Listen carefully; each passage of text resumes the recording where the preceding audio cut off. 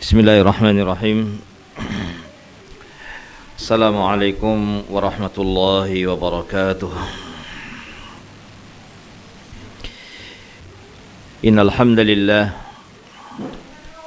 nahmaduhu wa nasta'inuhu wa nastaghfiruh wa na'udzu billahi min shururi anfusina wa min sayyiati a'malina. Man yahdihillahu fala mudilla lahu wa man yudlil fala hadiya lahu. Wa asyhadu an la ilaha illallah wahdahu la syarika lah. Wa asyhadu anna Muhammadan abduhu wa rasuluh. Sallallahu alaihi wa ala alihi wa ashabihi wa man tabi'ahum bi ihsanin ila yaumiddin wa sallama tasliman katsiran. Amma ba'd, fa ma'asyiral muslimat rahimani wa rahimakunallah. Ibu-ibu yang dirahmati Allah Subhanahu wa taala, alhamdulillah kita panjatkan puji dan syukur kita kehadirat Allah Subhanahu wa taala. Dengan taufiknya, dengan pertolongannya, dengan kemudahan yang Allah berikan kepada kita, pada siang hari ini Allah mudahkan kita untuk berada di majelis ilmu, yang dengan majelis ini kita berharap menjadi orang yang semakin faham terhadap agama Allah Subhanahu wa taala, sehingga kita menjadi orang-orang yang beragama dengan ilmu, menjadi orang-orang yang berilmu dan mengamalkan ilmunya. Dan ini tanda bahwa Allah Subhanahu wa taala menginginkan kebaikan kepada orang tersebut. Sebagaimana dalam sabda Nabi sallallahu alaihi wasallam, man yuridillah bihi khairan yufaqihu fid din. Barang siapa yang Allah inginkan kebaikan, maka Allah akan fahamkan dia terhadap agamanya. Fa nas'alullah subhanahu wa ta'ala an yaj'ala hadzal majlisan mubarakah. Kita mohon kepada Allah Subhanahu wa taala, mudah-mudahan majlis kita pada siang hari ini Allah jadikan sebagai majlis yang diberkahi olehnya. Amin. Ibu-ibu yang dirahmati Allah Subhanahu wa taala, pembahasan kita pada siang hari ini insyaallah seputar kewajiban untuk menasehati anak, ya. Kewajiban orang tua untuk menasehati anak. Kita tahu bahwa anak adalah amanah. Anak adalah amanah yang Allah amanahkan kepada orang tua. Dan amanah ini sekaligus juga adalah ujian, ya. Anak di samping sebagai nikmat juga sebagai amanah yang berupa yang menjadi ujian bagi orang tuanya.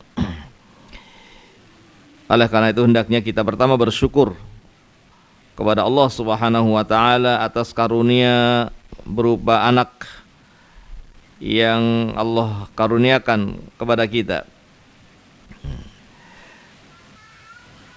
Dan kita juga harus mengetahui bahwa di samping anak sebagai karunia, Allah juga menjadikan anak itu sebagai ujian, sebagai fitnah, yaitu ujian bagi orang tuanya. Allah menyebutkan di dalam firman-Nya dalam surat At-Taghabun ayat 15, innama amwalukum wa auladukum fitnah. Ya. Sesungguhnya tidaklah harta-harta kalian dan anak-anak kalian kecuali ujian bagi kalian. Yaitu Allah ingin melihat kepada hambanya apakah dia mensyukuri anak yang Allah berikan kepadanya dengan menjalankan kewajiban sebagai orang tua kepada anaknya dari sisi tarbiyah, dari sisi mengajari mereka kepada kebaikan, dari sisi mengajak kepada kebaikan, ataukah sebaliknya dia menjadi orang-orang yang melalaikan kewajibannya kepada anaknya, sehingga kemudian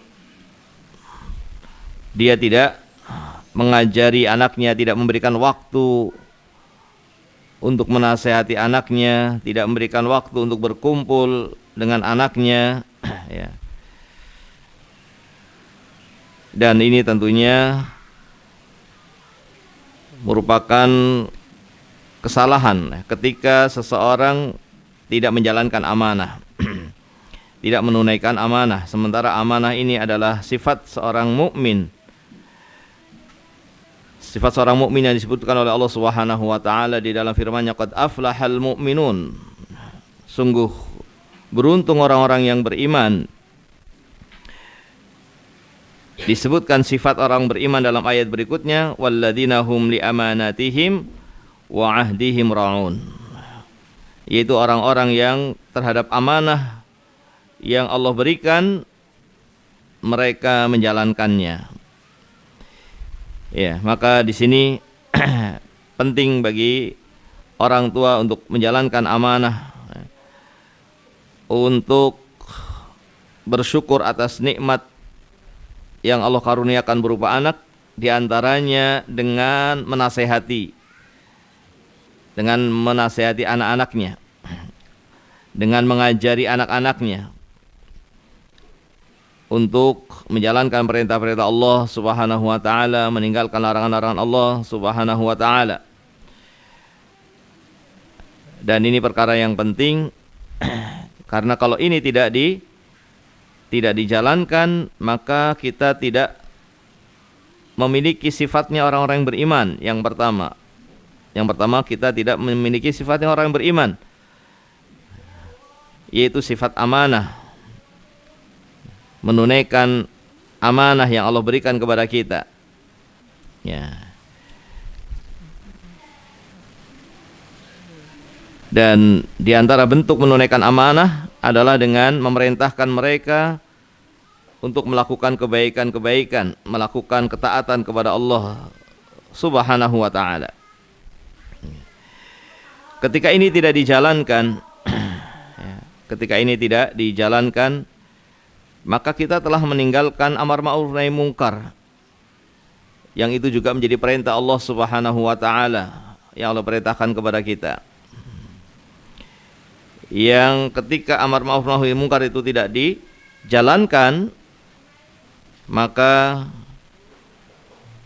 bisa jadi Allah menghilangkan dari diri kita kewibawaan. Ketika kita tidak menjalankan amanah, menasihati anak, mengajak anak, mengajari anak, maka bisa jadi Allah akan hilangkan wibawa pada diri kita.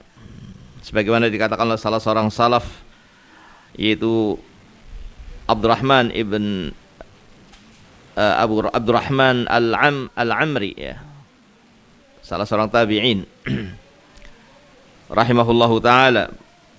Beliau mengatakan, man tarakal amr bil ma'ruf wa nahya 'anil munkar min makhafatil makhluqin nuzi'at minhu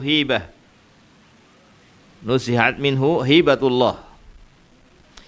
Ketika seseorang meninggalkan amar ma'ruf nahi munkar, tidak mengajak kepada yang ma'ruf, tidak mengajak untuk meninggalkan yang mungkar karena takut kepada manusia, maka nuzi'at minhu hibatu Allah Subhanahu wa ta'ala, akan dihilangkan, ya, dari hati orang itu, akan dicabut kewibawaannya.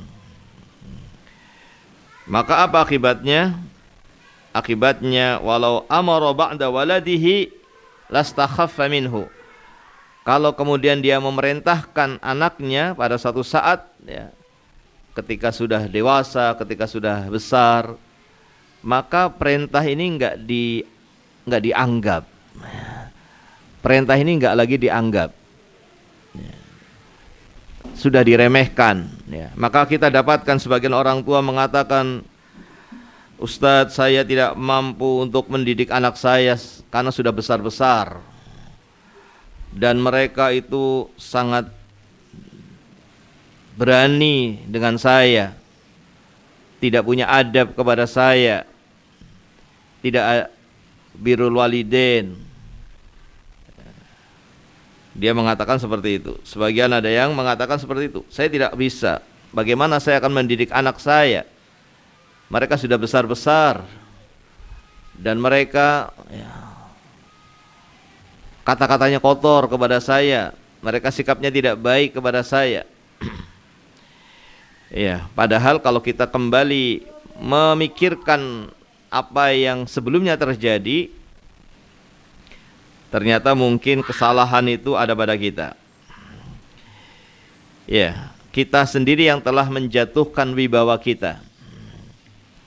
Kita sendiri yang telah menjatuhkan wibawa kita di hadapan anak-anak kita, pada hati anak-anak kita. Kenapa?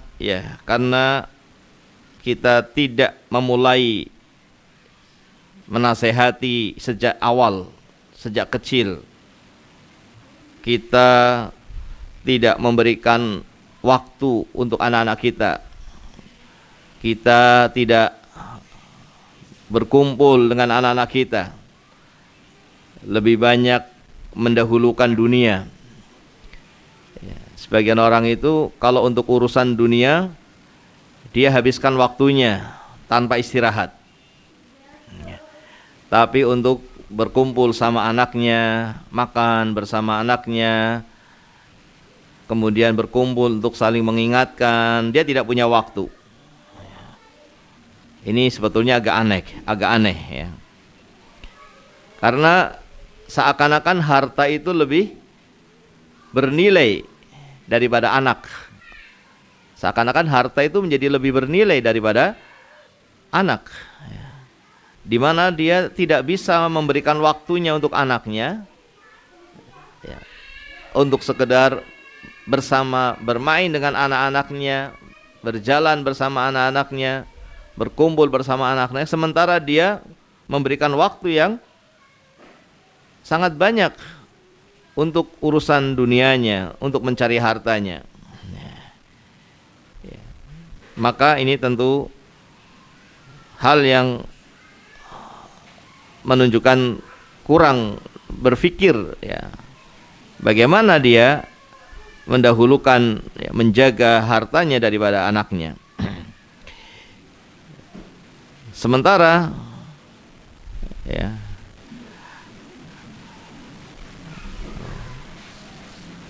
dia adalah orang yang menginginkan untuk anaknya menjadi anak yang menjalankan birrul walidain. Dia menginginkan dengan anak menjadi anak yang soleh. Dia menginginkan untuk menjadi anak yang menjalankan perintah-perintah Allah Subhanahu wa ta'ala, meninggalkan larangan-larangan Allah Subhanahu wa ta'ala. Tapi dia tidak memberikan waktunya untuk anak-anaknya. Maka ketika ada keluhan seorang orang tua tentang anaknya yang durhaka, ketika dia menengok ke belakang ternyata diawali dari dirinya. Karena ketika seseorang lalai terhadap anak-anaknya, maka bisa jadi balasannya adalah dilalaikan oleh anak-anaknya. Kita tahu dalam kaidah dalam agama kita, al-jaza min jinsil amal. Balasan itu sesuai dengan amalannya. Ketika kita tidak memberikan perhatian kepada anak-anak kita, maka sangat mungkin kemudian mereka pun tidak memberikan perhatian kepada kita. Tapi kalau kita bersabar untuk terus menasehati, mengingatkan, bagaimanapun keadaannya, kita tidak bosan Bagaimanapun keadaan dia durhaka dan sebagainya, kita terus, keadaan dia yang menentang, kita berusaha terus untuk mengingatkan, tidak bosan mengingatkan. Maka insya Allah, meskipun barangkali kita tidak merasakan saat kita hidup, tapi kita akan merasakan balasan kebaikan setelah kita meninggal dunia. Dan ini tentunya sesuatu yang kita harapkan. Artinya kita ingin agar kita mendapatkan anak-anak yang soleh, yang mendoakan orang tuanya, yang barangkali dia tidak merasakannya saat hidup, tapi dia bisa merasakannya saat meninggal. Dan ini menjadi umur yang kedua. Umur yang kedua. Jadi ada umur pertama. Umur pertama ini di dunia, ini umur pertama. Umur kedua itu setelah meninggal, tapi dia masih seperti di dunia. Kenapa kok sudah meninggal seperti di dunia? Karena dia melakukan hal-hal yang bermanfaat saat di dunia, sehingga ketika meninggal pahalanya masih mengalir.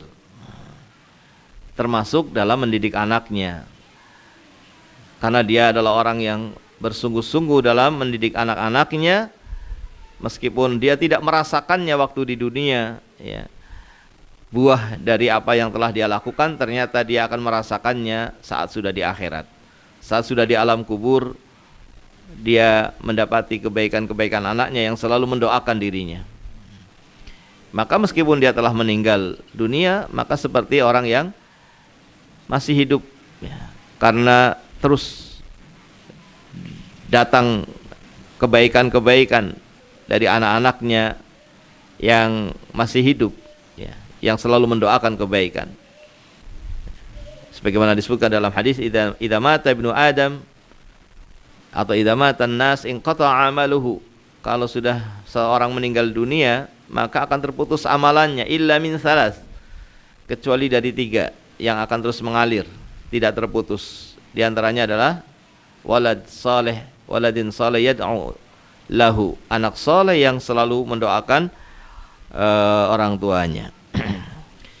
Ya, maka ketika orang tua melalaikan kewajiban ini, ya, maka ketika dia menengok ke belakang, ternyata mungkin diawali dari dirinya yang tidak perhatian terhadap menasihati anak-anaknya. Oleh karena itu hendaknya, ya, kita berusaha untuk bersabar terus menasihati, mengingatkan, ya. Kita berusaha untuk mengajak mereka agar menjadi orang-orang yang taat kepada Allah Subhanahu wa taala. Sehingga mudah-mudahan bukan hanya nanti di akhirat, bahkan berkumpul di dunia di atas ketaatan. Berkumpul di dunia di atas ketaatan, dan nanti pun berkumpul di akhirat di surganya Allah Subhanahu wa taala. Karena Allah menyebutkan di dalam firman-Nya, walladzina amanu wattaba'athum dzurriyyatuhum biimanin alhaqna bihim dzurriyyatahum. Nah, orang-orang yang beriman yang dia itu, ya, diikuti oleh anak-anaknya. Diikuti oleh anak-anaknya sehingga anak-anaknya pun beriman. Maka nanti akan dikumpulkan di surga. Bisa jadi orang tuanya yang berada di surga yang tingkatnya di atas anaknya, sehingga anaknya kemudian ditarik ke atas bersama orang tuanya di surga yang lebih tinggi. Ataupun sebaliknya, anaknya yang berada di surga yang lebih tinggi dari orang tuanya, kemudian anaknya menarik orang tuanya, ya, untuk bersama di surga yang lebih tinggi bersama anaknya. Ya. Maka yang seperti ini tentu menjadi keinginan para orang tua. Ingin berkumpul di dunia dengan anak-anaknya dalam ketaatan kepada Allah, dan ingin juga berlanjut berkumpul di akhirat, ya, dengan anak-anaknya di surganya Allah Subhanahu wa ta'ala. Ya. Dan tentunya di sini tidak cukup dengan angan-angan, ya, tidak cukup dengan angan-angan. Di antara hal yang sangat penting adalah kita mengajak. Pertama tentunya mengajak diri kita. Mengajak diri kita, kemudian setelah itu mengajak keluarga kita dan anak-anak kita. Allah Subhanahu wa taala berfirman, "Ya ayyuhalladzina amanu qu anfusakum wa ahlikum nar." Wahai orang-orang yang beriman, jagalah diri-diri kalian dari api neraka dan jagalah keluarga kalian dari api neraka. Setelah menjaga dirinya, kemudian menjaga keluarganya. Dan begitulah seorang hamba, idza aslaha ma bainahu wa bainallah.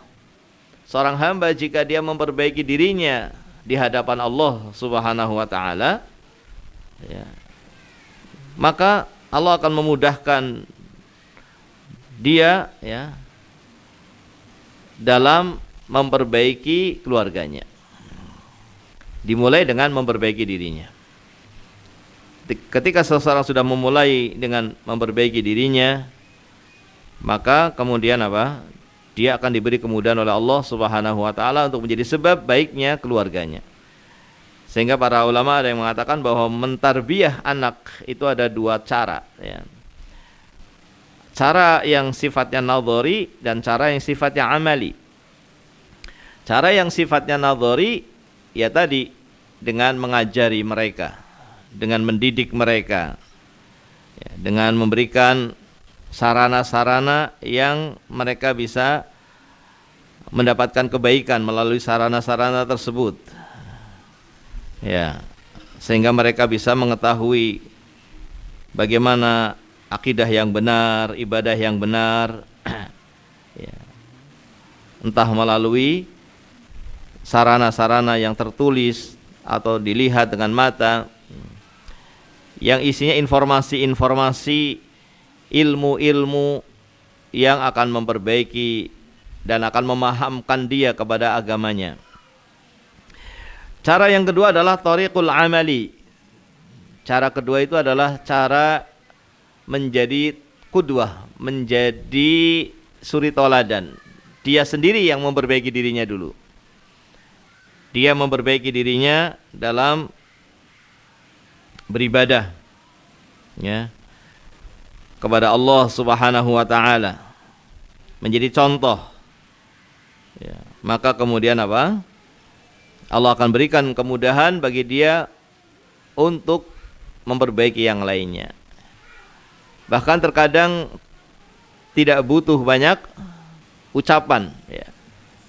Terkadang tidak butuh banyak ucapan. Ketika kita sudah menjadi contoh, kita bisa berdakwah dengan akhlak kita. Kita bisa berdakwah tanpa ucapan. Tanpa ucapan.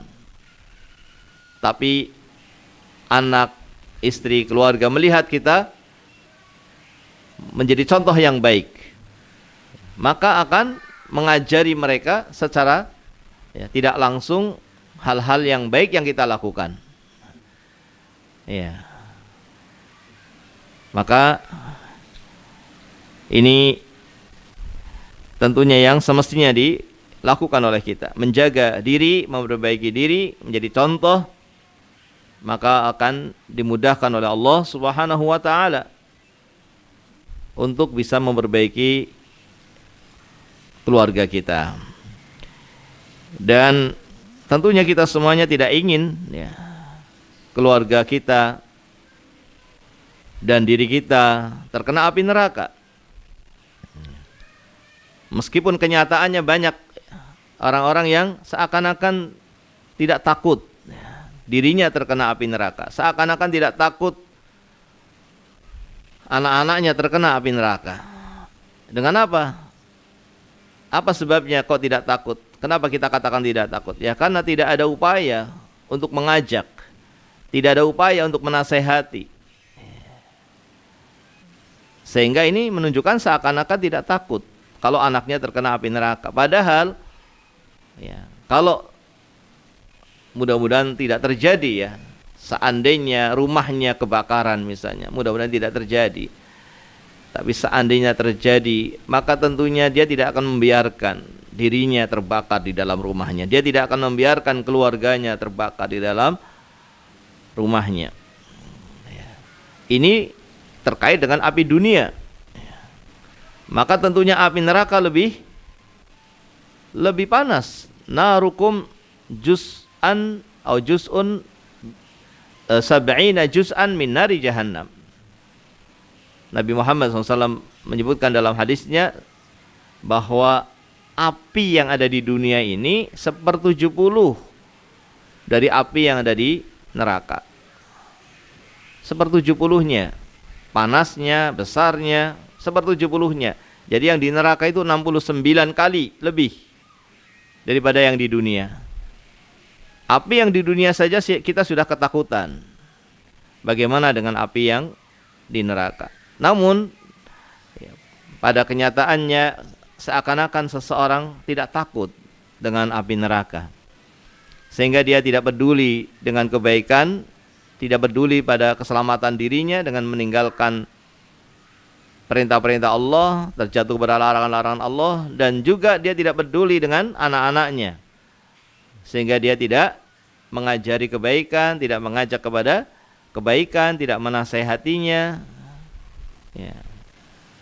Kita tidak tahu apakah orang-orang yang seperti ini dia adalah orang yang ragu akan api neraka, ya. Atau dia orang yang lalai, ya, dari panasnya api neraka. Maka apapun yang terjadi, ini satu kesalahan, ya, satu hal yang aneh. Sebagaimana tadi kita katakan, suatu hal yang aneh pula sebelumnya. Ada dua hal yang aneh yang saya sebutkan pada kesempatan ini. Yang pertama apa tadi? Hal yang aneh yang pertama yang terjadi pada sebagian orang tua. Yang pertama tadi adalah ada orang yang menjaga hartanya, memperhatikan hartanya lebih daripada anaknya. Memberikan waktu yang banyak kepada urusan hartanya, tapi tidak memberikan waktu untuk anaknya. Seakan-akan harta itu lebih berharga daripada anak-anaknya.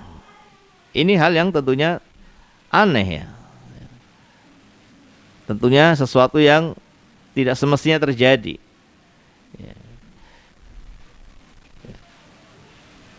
Namun begitulah yang terjadi. Sebagian ada yang memberikan waktu, ya, yang luar biasa kepada hartanya, menjaga hartanya, memelihara hartanya, tapi tidak memberikan waktu untuk anak-anaknya. Ya. Kemudian yang kedua tadi, orang yang takut dari api dunia, takut anaknya terkena api dunia, tapi tidak takut anaknya terkena api neraka. Ya. Sehingga dia pun tidak mengajaknya kepada kebaikan, tidak mengajak kepada ketaatan kepada Allah Subhanahu wa taala. Ya. Ibu-ibu yang dirahmati Allah Subhanahu wa taala, kalau kita melihat bagaimana yang dilakukan oleh Nabi SAW, ya, maka kita akan dapatkan bahwa beliau adalah orang yang memberikan perhatian yang besar dalam mendidik anaknya, dalam mengajak kepada kebaikan. Ya. Salah satu contoh, misalnya beliau, ya, memerintahkan kepada orang tua untuk apa? Untuk mengajak anaknya, memerintahkan anaknya untuk sholat. Nabi bersabda, muru abna'akum bis-shalah li sab'in. Perintahkan anak-anak kalian untuk sholat ketika sudah mencapai genap 7 tahun. Ketika sudah mencapai genap 7 tahun, perintah sholat. Ini menunjukkan apa? Menunjukkan sholatnya sudah sah. dari sisi umur, ya. Dari sisi umur 7 tahun sudah sah. Ya. Meskipun tentunya syarat sahnya sholat bukan hanya dari sisi ini saja, dari sisi tamyiz istilah para ulama, tapi juga dari sisi yang lainnya, harus berwudu dengan benar, ya. Harus menutup aurat, menghadap kiblat dan seterusnya. Tapi dari sisi umur maka sudah sah dengan usia yang telah genap 7 tahun. Ya. Artinya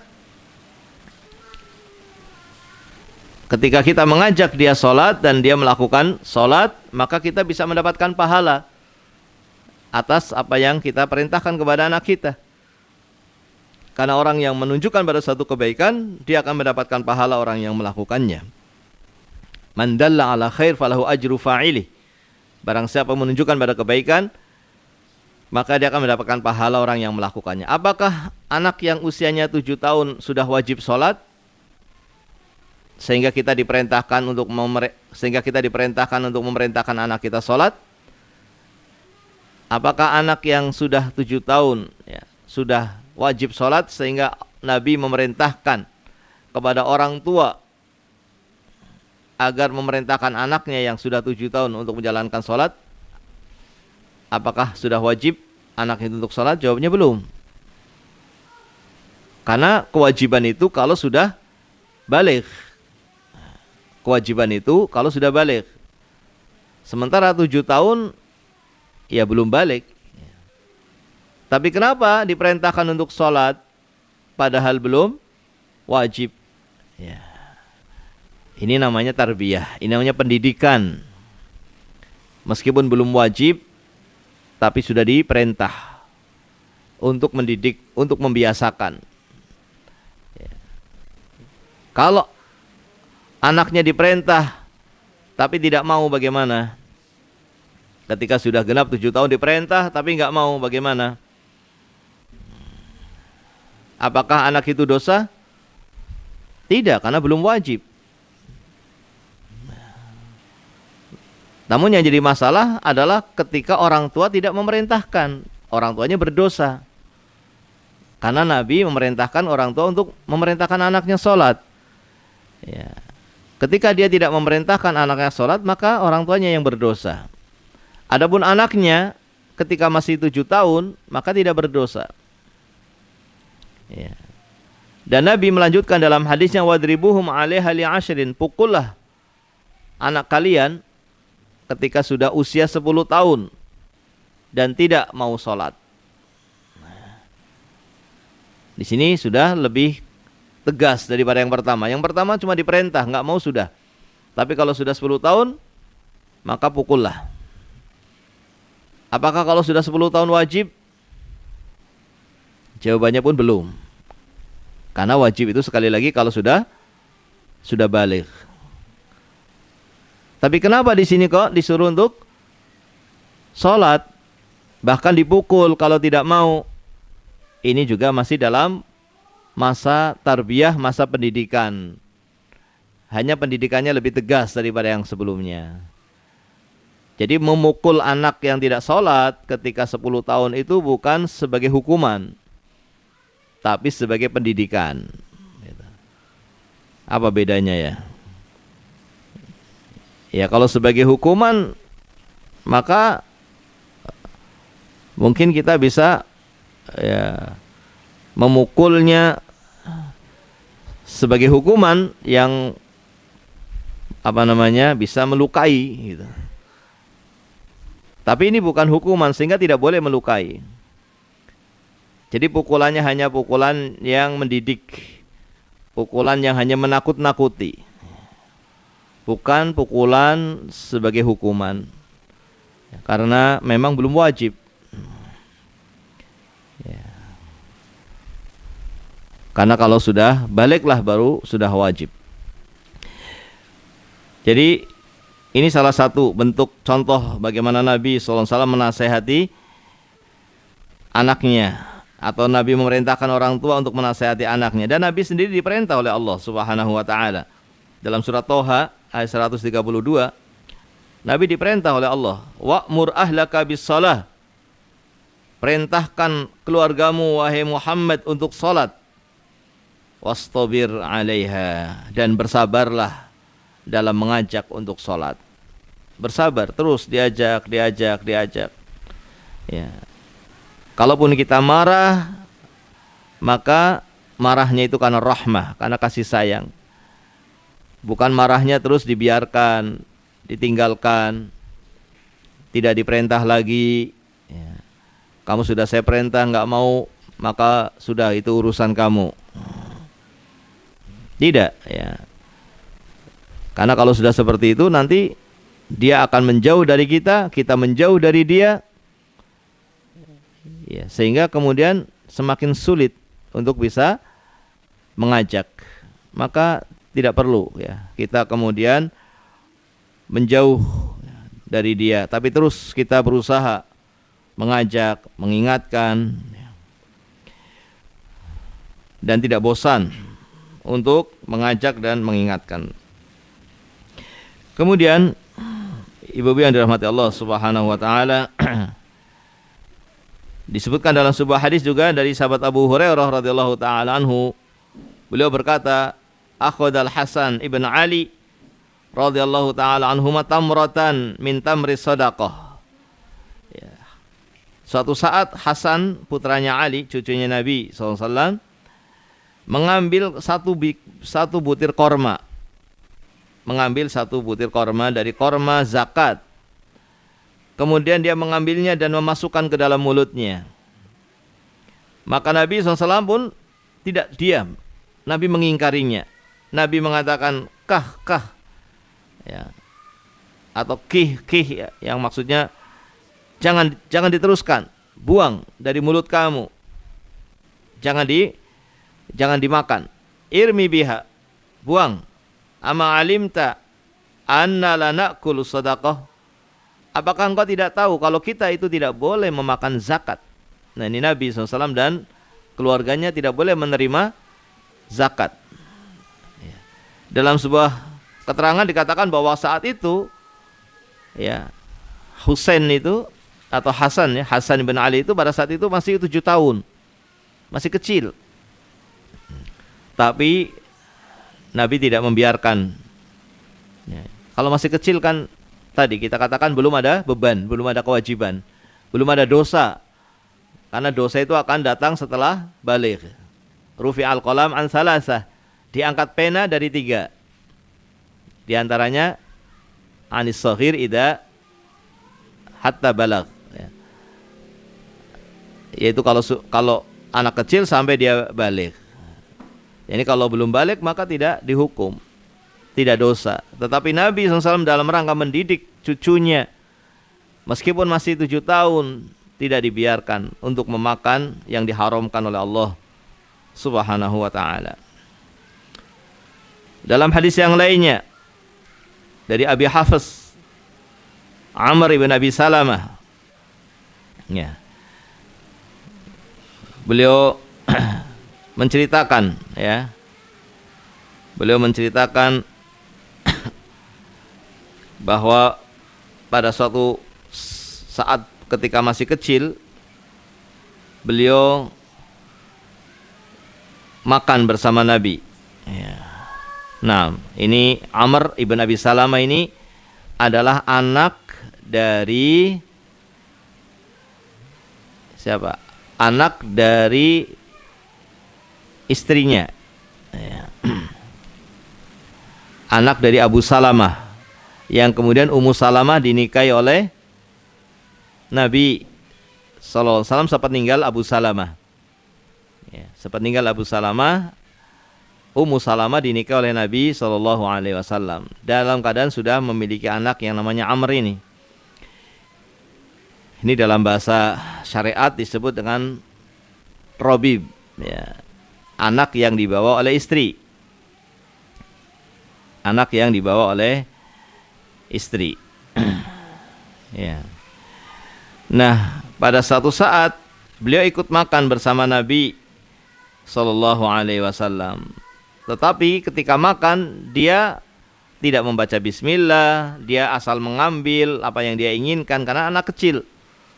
Tapi ternyata Nabi SAW tidak membiarkan ya, anak yang dibawaan istrinya ini melakukan hal itu. Maka beliau mengingatkan, ya ghulam, sammillah, wa kul biyaminik, wa kul mimma yalik. Wahai anak kecil, ya, ucapkan bismillah kalau mau makan. Sammillah, ucapkanlah bismillah. Ya. Ini namanya tasmiyah, mengucapkan bismillah. Wa kul biyaminik, makanlah dengan tangan kanan kamu. Dan makanlah mimma yalik, yang dekat dengan kamu. Jangan ngambil yang jauh-jauh kalau makanannya sama.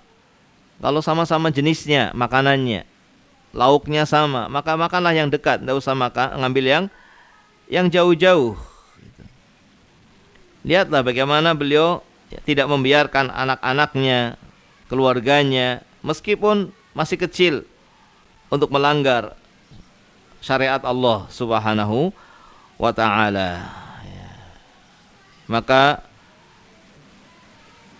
kita hendaknya mencontoh apa yang dilakukan oleh suri tauladan kita, Nabi kita Muhammad SAW, sehingga tidak berhenti untuk kita terus mengajak, menasehati kepada kebaikan. Ya. Jadi ibu yang dirahmati Allah Subhanahu wa ta'ala, kita punya kewajiban untuk menasehati anak-anak kita. Meskipun dia mungkin sudah kita masukkan ke pesantren misalnya. Jangan merasa kalau sudah di pesantren sudah selesai tugasnya, tidak. Pesantren hanya mitra. Ya, mitra yang kita ajak kerjasama untuk mengajari anak kita, karena kita tidak mampu memberikan waktu kita semuanya, memberikan waktu yang banyak, atau mungkin kita tidak mampu dari sisi ilmu mengajari anak untuk hafal Al-Quran, kita tidak mampu. Maka kita masukkan anak-anak kita ke pesantren. Namun bukan berarti sudah selesai tugas kita. Masih kita punya tanggung jawab. Ya, untuk apa? Untuk memberikan motivasi, untuk selalu mendekati, menghubungi, ya, menelpon, ya, memberikan motivasi, membuat dia semangat, membuat dia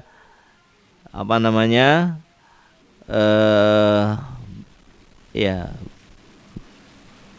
yakin akan berhasil, memberikan dorongan-dorongan yang membuat dia semakin senang dalam menghafal Al-Quran, dalam mempelajari agama Allah Subhanahu wa ta'ala.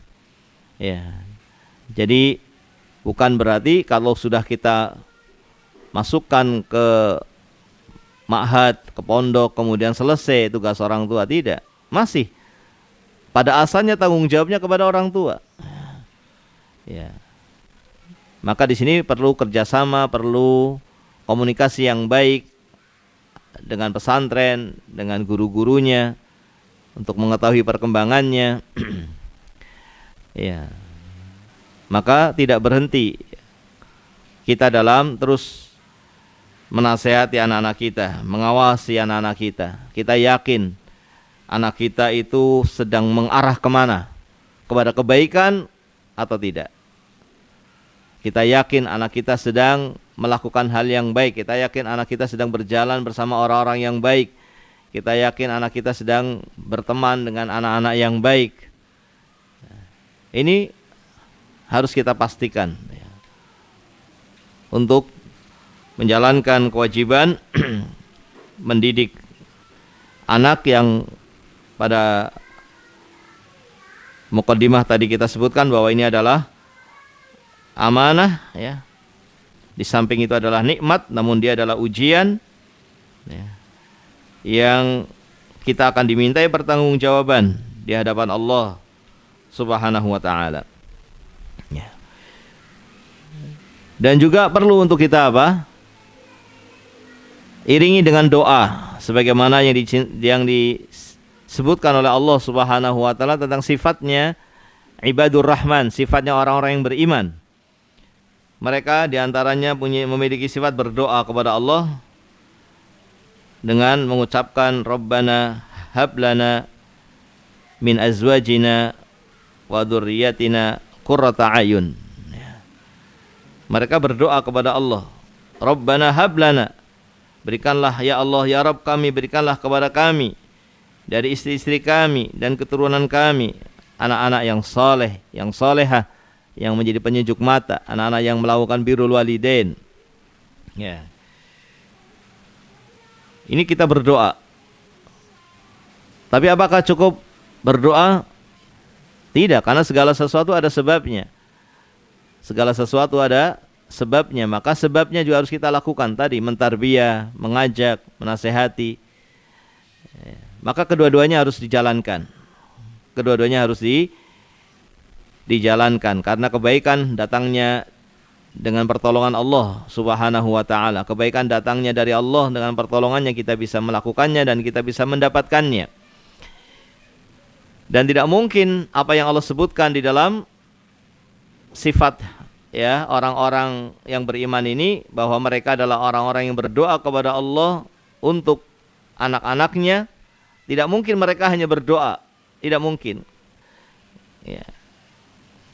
Karena tentunya yang sesuai dengan ya, akal kita, ya. Karena ini hal yang tentunya sesuatu yang bisa diterima oleh akal. Orang ketika berdoa pasti dia akan berusaha. Itu yang mestinya. Kalau dia memang orang yang betul-betul menginginkannya. Kalau dia hanya berdoa tapi tidak berusaha, ya, maka dia seperti orang yang tidak sungguh-sungguh dalam menginginkannya. Misalnya orang yang ingin mendapatkan rizki yang banyak. Apakah kira-kira dia hanya berdoa, terus dia tidak keluar rumah, dia tidak bekerja, dia tidak berusaha? Tentu tidak mungkin dilakukan oleh orang yang berpikir. Maka di sini ketika Allah memberitakan bahwa mereka hamba-hamba Allah yang beriman adalah orang-orang yang senantiasa berdoa, Rabbana hablana min azwajina wa dzurriyyatina qurrata a'yun, maka mereka tentu adalah orang-orang yang berusaha. Ya, karena segala sesuatunya ada sebabnya. Ada sebab kejelekan, ada sebab kebaikan. Kenapa anak-anak menjadi tidak baik? Itu ada sebabnya. Kenapa anak-anak menjadi baik? Juga ada sebabnya. Oleh karena itu sebab-sebab untuk mendapatkan kebaikan kita lakukan di samping berdoa kepada Allah Subhanahu wa taala. Ya. Maka dengan itulah kita akan mendapatkan apa yang kita inginkan insyaallah, meskipun barangkali tidak mendapatkannya di dunia saat kita masih hidup, tapi kita akan mendapatkannya setelah kita meninggal dunia. Asalkan kita orang yang terus berusaha dan bersabar. Ya. Kalau kita terus berbuat baik, maka insyaallah suatu saat ya akan datang kebaikan. Meskipun mungkin sekarang kita mendapati sebagian anak kita sulit, tapi kalau kita terus berusaha, bukan malah kita jauhi, bukan malah kita tinggalkan, kita biarkan. Ya. Kemudian kita malah menyalahkan anak kita, padahal kalau kita tengok mungkin kita yang melakukan kesalahan sebelumnya karena kurang dalam mengingatkannya di saat masih kecilnya. Maka kita terus mengajak, menasehati. Seandainya kita tidak mendapatkan tidak melihat hasilnya waktu kita hidup, tapi insyaallah kita akan melihat hasilnya meskipun ketika kita sudah meninggal dunia. Yang penting adalah kita terus berbuat baik, berbuat kebaikan-kebaikan, menasehati, mengajak kepada kebaikan dan bersabar.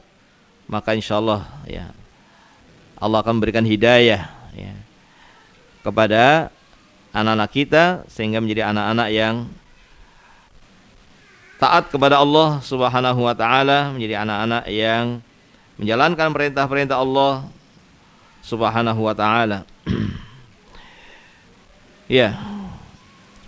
Ini ya diantara yang ingin kita ingatkan kepada diri saya pribadi dan kepada ibu-ibu semuanya, pentingnya untuk terus kita mengajak anak, ya, menasehati anak, ya. Karena beberapa alasan yang sudah kita sebutkan tadi, ya. Karena ini adalah amar ma'ruf nahi mungkar yang jika kita tidak jalankan, maka kita telah meninggalkan kewajiban yang besar. Dan efeknya pun kita akan dicabut oleh Allah dari diri kita kewibawaan. Sehingga ketika suatu saat kita memerintahkan kepada kebaikan, tidak akan diindahkan. Karena kita telah meninggalkannya, ya, sebelumnya. Karena kita tidak menjalankan amar ma'ruf nahi mungkar, maka kemudian ketika kita memerintahkan anak kita untuk satu perintah, ya, maka dia akan meremehkan kita karena Allah telah menghilangkan, ya, dari hati anak tersebut kewibawaan orang tuanya. Tidak ada wibawanya orang tuanya di hadapan dia. Maka hendaknya kita yang meninggalkan amar ma'ruf nahi mungkar ini kepada anak-anak kita, kita kembali kepada Allah Subhanahu wa taala, memulai untuk, ya, memberikan waktunya, mengajak, menasehati, dan seterusnya. Kemudian juga karena kita ingin agar kita bisa berkumpul, ya, dengan anak-anak kita di surga nanti. Dan sebelumnya tentunya yang kita inginkan adalah di dunia. Sebagaimana kita berkumpul di dunia di atas ketaatan, kita juga menginginkan untuk berkumpul di akhirat di surganya Allah Subhanahu wa taala. Dan, ya, dan juga sebagaimana tadi juga telah kita sampaikan bahwa, ya, tidak mungkin seseorang yang berpikir akan mendahulukan hartanya daripada anak-anaknya, memberikan nilai hartanya lebih daripada anaknya, sehingga dia memberikan waktu yang sangat banyak kepada hartanya tapi melalaikan anak-anaknya. Atau sebagaimana pula tidak mungkin seseorang ingin membiarkan dirinya dan anaknya terkena api neraka, sebagaimana dirinya tidak ingin terkena api dunia dan tidak ingin agar anaknya terkena api dunia. Maka ini, ya, yang hendaknya kita jalankan dalam kita bergaul dengan anak-anak kita. Posisi kita sebagai ibu, ya, posisi kita sebagai bapak. Jangan sampai anak-anak kita seperti orang yang sudah tidak ada bapaknya atau tidak ada ibunya, karena tidak pernah bertemu, tidak pernah dinasehati oleh orang tuanya, ya. Jadi anak-anak yang, atau jangan sampai kita menjadi orang yang hanya sebagai ibu tanpa anak, karena anak-anak itu dididik oleh orang lain yang belum tentu baik, atau menjadi bapak tapi tidak ada anak-anaknya, padahal dia punya anak tapi seperti tidak punya anak karena tidak pernah memberikan waktunya dan mengajak anak-anaknya untuk melakukan kebaikan-kebaikan. Mudah-mudahan apa yang kita sampaikan bisa difahami, dan mudah-mudahan Allah Subhanahu wa taala senantiasa memberikan karunia-Nya kepada kita untuk kita bisa terus melakukan kewajiban yang sangat besar ini. Kewajiban yang Allah perintahkan kepada kita, yang sangat kita butuhkan untuk kebaikan kita di dunia dan di akhirat. Mudah-mudahan Allah Subhanahu wa taala senantiasa mengaruniakan kepada kita taufiknya untuk kita bisa menjalankan kewajiban kita sebagai orang tua untuk terus, ya, mendidik anak-anak kita, mengajak anak-anak kita kepada ketaatan kepada Allah, mengajak anak-anak kita untuk sholat sebagai perintah yang paling besar. Dan untuk sholat ini, ya, tentunya bukan hanya mengajak, tapi juga menanamkan kepada anak kita, memahamkan kepada anak kita bahwa ini adalah perintah yang paling besar. Ini adalah perintah yang jika kita tinggalkan kita bisa keluar dari agama. Yang seseorang kalau tidak memiliki agama maka tidak ada artinya hidup di dunia ini. Apa artinya hidup di dunia tanpa agama? Apa artinya dunia yang kita peroleh yang banyak kalau tidak ada agama pada hidup kita, dengan meninggalkan sholat yang berujung kemudian kepada siksa Allah yang selamanya. Maka kita tanamkan pada diri kita, kita tanamkan kepada anak-anak kita, sehingga ketika sudah tertanam, sehingga itu juga menjadi hal yang agung di hatinya. Kalaupun kita tidak di rumah barangkali, dia tetap akan menjalankannya. Karena dia menjalankannya bukan karena semata-mata karena orang tuanya, tapi dia menjalankannya karena Allah Subhanahu wa taala. Ya, maka di sini perlu ditanamkan, bukan hanya diajak tapi juga ditanamkan. Begitu pula ajakan untuk berkata yang baik, untuk jujur, untuk berkata dengan ucapan-ucapan yang baik. Ya. Kita ajak untuk menjadi orang-orang yang melakukan silaturahim, ya, menghubungi kerabatnya. Kita ajak untuk menjadi orang-orang yang berbuat baik kepada tetangga. Kita bisa melatih anak-anak kita untuk memberikan sesuatu kepada tetangga kita, memberikan sesuatu kepada anak-anak tetangga kita, ya, sehingga secara tidak langsung kita telah mendidik mereka untuk berbuat baik kepada tetangga dan seterusnya. Ya, apa yang Allah perintahkan dari kebaikan-kebaikan, ya, kita ajarkan kepada anak-anak kita. Jika kita telah membiasakan, maka akan menjadi kebiasaan, ya, yang membuat dia mudah nanti untuk melakukannya dengan taufik dari Allah Subhanahu wa taala. Karena butuh pembiasaan juga. Butuh pembiasaan. Ketika sudah terbiasa, maka menjadi hal yang tidak akan dilupakan.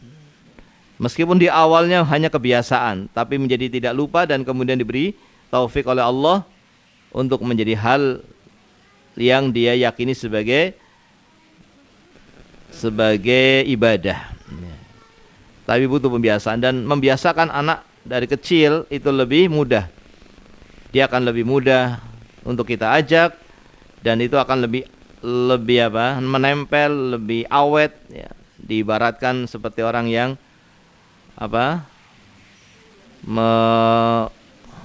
membentuk batu, ya, memahat, ya, batu itu tentu lebih mudah daripada, atau membentuk, ya, tanaman ketika masih kecil tentu lebih mudah daripada membentuk ketika sudah besar, gitu, ya. Maka butuh pembiasaan, yang dengan pembiasaan ini akan menjadi hal yang terus menempel pada anak tersebut hingga dewasa, ya, hingga orang tua, dan kemudian diberi taufik oleh Allah Subhanahu wa taala sehingga dia menjalankannya bukan lagi sebagai kebiasaan tapi sebagai beribadah kepada Allah Subhanahu wa taala. Dan akhirnya kita memohon kepada Allah Subhanahu wa taala melalui nama-namanya yang husna, melalui sifat-sifatnya yang mulia. Mudah-mudahan Allah Subhanahu wa taala memberikan rizki kepada kita semuanya berupa anak-anak yang baik, keturunan yang baik, anak-anak yang soleh dan solehah, dan kita berlindung kepada Allah dari kejelekan anak-anak dan keturunan kita. Allahumma inna nas'aluka an yarzuqana wa iyyakum salahal abna. Allahumma aslih lana dzurriyyatana. Allahumma aslih lana dzurriyyatana. Allahumma aslih lana dzurriyyatana. Allahumma rzuqna abna'an bararatan salihin. Allahumma inna na'udzubika min fasadil abna. Allahumma inna nas'aluka hifdzahum wa ri'ayatahum wa ta'dibahum wa hidayatahum ila kulli khair ya rabbal alamin. Wa sallallahu wasallama ala nabiyyina Muhammad wa ala alihi wa sahbihi ajma'in. Subhanakallahumma wa bihamdika asyhadu an la ilaha illa anta astaghfiruka wa atubu ilaik. Oh ya, barangkali ada yang perlu ditanyakan, mudah-mudahan kita bisa membantu menjawabnya.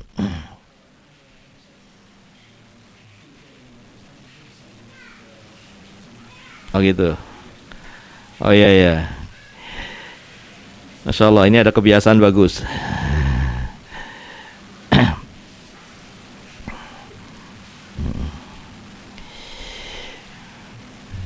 Saya jawab pertanyaan dulu atau kita kasih pertanyaan dulu?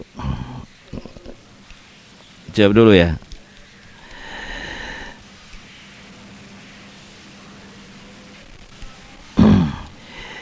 Ya.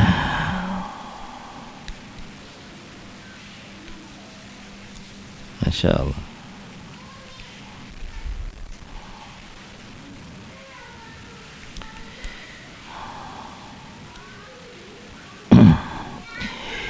Ya, ada pertanyaan, anak kami seakan-akan tidak senang ditegur. Apakah kami orang tua bersalah dalam memberikan penjelasan-penjelasan yang syar'i dengan dalil-dalilnya untuk tidak ikut pemilu? Wah, ini sudah lewat pemilu. Bagaimana sikap kami sebagai orang tua menghadapi sikap anak yang seakan-akan ngambek diberi teguran?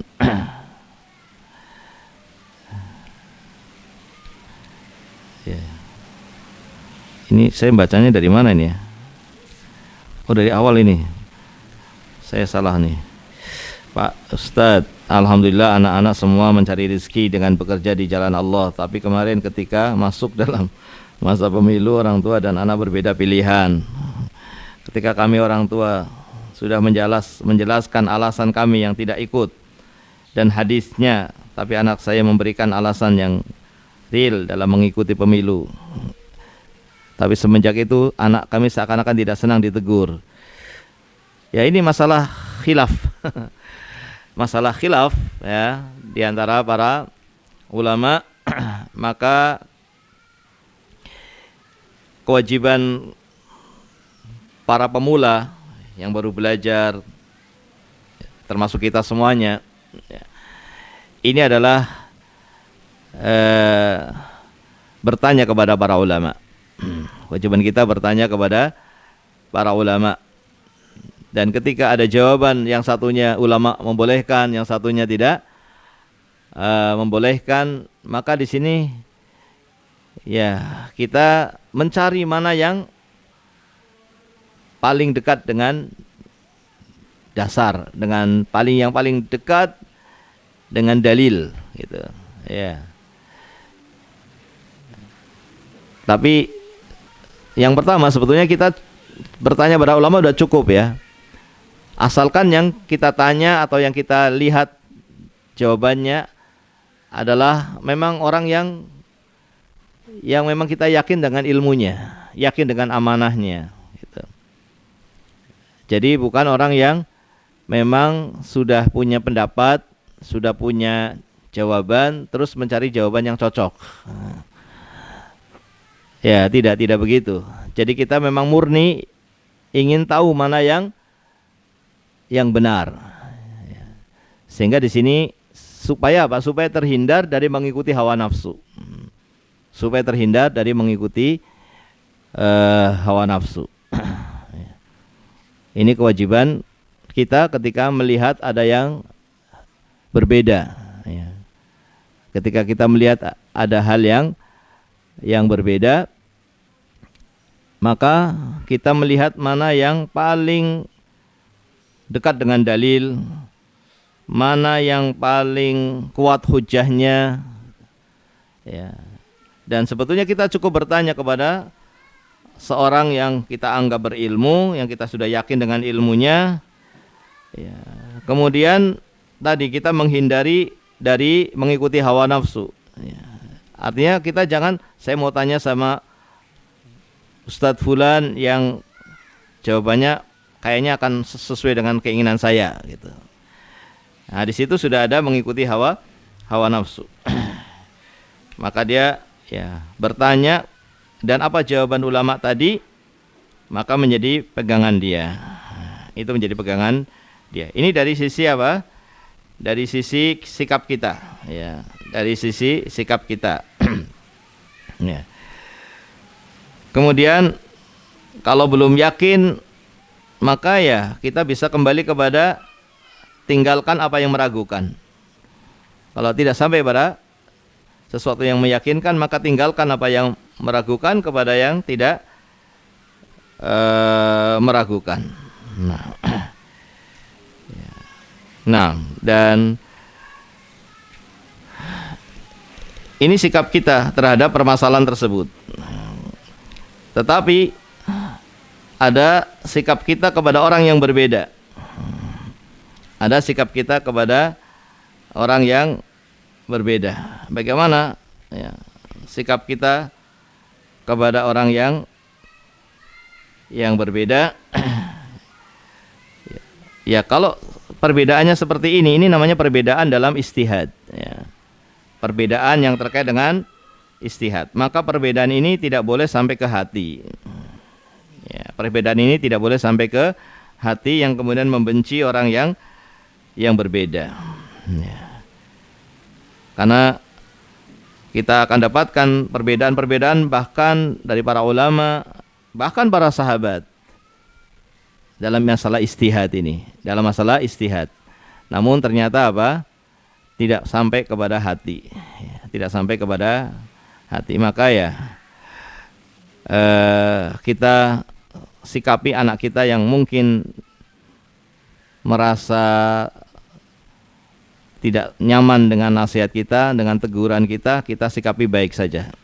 Sebagaimana tadi kita katakan, bagaimanapun juga anak kita sikapi dengan sikap yang baik. Kita terus membalas apapun dari kejelekan anak itu dengan kebaikan. Maka insya Allah meskipun kita tidak mendapatkan balasan kebaikan dari dia di dunia, tapi insya Allah ketika kita meninggal dunia, Allah akan berikan taufik kepada anak kita untuk kemudian mengingat kebaikan-kebaikan orang tuanya. Ya. Jadi kita terus bersabar menegur ketika memang kita tahu ada hal yang kita tahu itu tidak tepat, tapi kita jangan mensikapi kejelekan atas sikap jelek anak kepada kita. Kita jangan membalas sikap jelek dengan sikap yang sama. Karena kewajiban kita sudah selesai. Menajak, menasehati, menegur. Ya. Kemudian kok tidak diterima, maka ya sudah, kita sudah selesai tugas kita. Ya, kita sudah selesai tugas kita. Apalagi dalam masalah-masalah yang sifatnya memang ada khilaf. Dan khilafnya khilaf ijtihadiyah. Maka ini hanya khilaf yang dalam zahirnya, tapi tidak sampai ke dalam hati. Tidak sampai membuat kita membencinya. Ya, membuat kita kemudian tidak lagi mau bersamanya, memutus silaturahim dan seterusnya. Wallahu a'lam bishawab. Bismillah, semoga Ustaz sekeluarga senantiasa sehat dalam lindungan Allah. Amin. Ustaz, mohon nasihat untuk anak pribadi agar anak bisa menjadi istri yang solehah dan agar anak bisa menjadi madrasah untuk anak-anak di rumah. Ya. Ya, dengan apa? Dengan senantiasa menuntut ilmu. Ya. Dengan senantiasa kita menuntut ilmu untuk kita amalkan. Untuk kita amalkan. Tidak cukup ya kita hanya dengan keinginan. Ya. Tapi harus ada usaha. Harus ada usaha ya. Dan harus ada menjaga keharmonisan. Keharmonisan itu hal yang sangat dikedepankan. Ya. Bagaimana supaya suami istri itu bisa harmonis? Ya, karena kalau tidak, ya, maka ini akan menjadi awal yang tidak baik. Ya, maka bagaimanapun ya yang terjadi, keharmonisan ini menjadi apa? Keharmonisan itu menjadi hal yang paling bernilai, gitu. Ya, menjadi hal yang diutamakan jangan dikalahkan. Dan kewajiban suami istri itu sebetulnya kewajiban yang bukan timbal balik. Bukan timbal balik.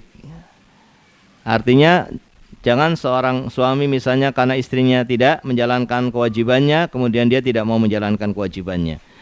Begitu pula jangan sampai seorang istri ketika suami tidak menjalankan kewajibannya dengan baik, kemudian dia pun membalas dengan tidak menjalankan kewajibannya. Tidak. Jadi ini namanya timbal balik. Yang ini bukan hubungan suami istri yang seperti itu. Hubungan suami istri adalah menjalankan perintah Allah. Bagaimana istri menjalankan perintah Allah, bagaimana suami menjalankan perintah Allah. Istri menjalankan perintah Allah dan perintah Rasulnya kepada suaminya. Apa kewajiban yang Allah perintahkan, apa yang Rasulullah SAW perintahkan untuk dia lakukan kepada suaminya, maka dia lakukan. Bagaimanapun balasan dari suami, dia tetap lakukan kewajiban dia, karena dia melakukannya karena Allah dan Rasulnya. Dia bukan melakukannya karena mendapatkan dunia, mendapatkan balasan yang baik pula dari suaminya, tidak. Yaitu tentu yang diharapkan, tetapi bukan itu sebagai tujuan utamanya. Meskipun ini sesuatu yang nanti akan lahir, akan muncul, karena ketika kita berbuat baik, maka balasannya pun suami akan berbuat baik. Tetapi seandainya diuji kita dengan suami yang tidak menjalankan kewajiban kepada istrinya, maka istrinya tetap menjalankan kewajiban kepada suaminya. Maka di sini untuk menjadi istri yang soleha, ya dia terus menuntut ilmu dan dia bisa menjadi contoh yang baik buat anak-anaknya, dan dia juga belajar sebagaimana dia ingin anaknya belajar, maka dia juga belajar. Kadang ada orang tua yang anaknya belajar, orang tuanya nggak mau belajar. Maka dia hendaknya belajar, dan kemudian dia ajarkan kepada anak-anaknya hal-hal yang paling prinsip, dari mulai tauhid. Ajarkan mengucapkan la ilaha illallah dengan benar, ajarkan maknanya, maksudnya. Setelah itu ajak kepada sholat, tanamkan pentingnya sholat, dan seterusnya sebagaimana tadi yang sebagian telah kita sebutkan. Ya, mudah-mudahan kita semuanya, ummahat semuanya, diberi taufik oleh Allah Subhanahu wa taala untuk menjadi istri-istri yang salehah, yang bisa menjadi suri tauladan bagi anak-anaknya. Amin. Kemudian izin bertanya Ustaz, sampai kapan atau sampai usia anak berapa kita mengingatkan atau memberi nasihat kepada anak kita? Ya, tidak ada batasannya. Tidak ada batasannya ketika kita mendapati hal yang perlu untuk kita ingatkan, kita ingatkan. Dan anak kita juga bukan hanya anak yang lahir dari kita, tapi anak yang lahir dari anak kita. Termasuk cucu-cucu kita, itu anak-anak kita. Maka kita pun menasehati anak kita menasehati cucu-cucu kita, dan terus itu menjadi sesuatu yang menjadi kehidupan kita, menjadi bagian dari kehidupan kita. Tidak ada batas sampai kapannya. Tidak ada batas sampai kapannya. Ustaz, jika saya punya trauma masa kecil, dulu sering dipukul, dipontak itu, dan ditinggalkan orang tua, sampai sekarang masih merasa kesal, apa yang harus saya lakukan untuk menghilangkan trauma ini? Ya,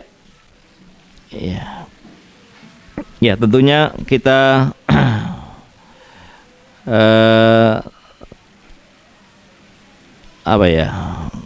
tentunya kita menjadi orang-orang yang berusaha untuk melakukan kebaikan, karena balasan itu sesuai dengan amalannya. Kalau kita sekarang membalas kejelekan, dengan kejelekan, apalagi kepada orang tua, maka apa manfaatnya? Apa manfaatnya untuk kita, dan apa manfaatnya untuk orang tua kita? Yang Allah perintahkan kepada kita adalah idfa' billati hiya ahsan. Balaslah kejelekan itu dengan kebaikan. Balaslah kejelekan itu dengan kebaikan. Maka insya Allah dengan kita senantiasa menginginkan untuk berbuat baik, ya, dan kita menginginkan dengan itu akan mendapatkan balasan kebaikan, ini akan melupakan kita dari kejelekan-kejelekan orang. Karena kita menginginkan agar kita mendapatkan kebaikan, dan caranya adalah kita melakukan kebaikan. Ketika kita melakukan kebaikan, maka balasannya adalah kebaikan. Ketika kita memaafkan, maka balasannya adalah kebaikan. Wa ma zadallahu affan illa izza. Ya. Tidaklah orang yang memaafkan seorang lain kecuali dia akan dimuliakan oleh Allah. Ya. Orang yang mulia itu orang yang memaafkan orang lain, yang mudah memaafkan orang lain. Ya. Maka kita ingin mulia, kita ingin mendapatkan balasan kebaikan, maka balaslah kejelekan-kejelekan itu dengan kebaikan. Jadi cara melupakannya ya kita lihat balasannya saja. Kita lihat balasannya. Kalau saya berbuat baik, nanti balasannya baik buat saya. Kalau saya memaafkan, nanti saya akan jadi mulia di sisi Allah Subhanahu wa ta'ala. Maka ini tentu seharusnya sudah bisa melupakan kejelekan orang kepada kita. Kita bisa melupakan kejelekan orang kepada kita, apalagi orang tua kita yang tentunya kebaikannya juga sangat banyak, ya. Kebaikannya tentu sangat banyak, pengorbanannya tentu sangat banyak kepada kita. Maka ya, memaafkan dan membalas dengan kebaikan itu yang bermanfaat. Bermanfaat untuk kita, bermanfaat untuk orang tua kita. Ya. Kalau kita tidak seperti itu, maka apa manfaatnya? Jadi kita kembalikan kepada balasannya, ya. Kalau kita melihat balasannya, bahwa Allah akan membalas kebaikan ketika kita membalas kejelekan dengan kebaikan. Bahwa Allah akan membuat kita mulia di sisinya ketika kita memaafkan orang yang bersalah. Maka balasan ini akan membuat kita lupa dengan kejelekan orang. Ya, barangkali itu yang bisa kita sampaikan. Wallahu ta'ala a'lam bishawab. Jazakumullah khair. Semoga Allah membalas kebaikan kepada ibu-ibu semuanya atas atensinya, atas perhatiannya terhadap apa yang kita pelajari bersama. Mudah-mudahan Allah jadikan sebagai ilmu yang bermanfaat, yang kemudian menjadi sebab bertambah baiknya agama kita, menjadi sebab bertambah baiknya amalan-amalan kita dan meningkatkan keimanan kita. Naktafi bihadzal qadar, kita cukupkan ya. Subhanakallahumma wa bihamdika asyhadu an la ilaha illa anta astaghfiruka wa atubu ilaik. Assalamualaikum warahmatullahi wabarakatuh.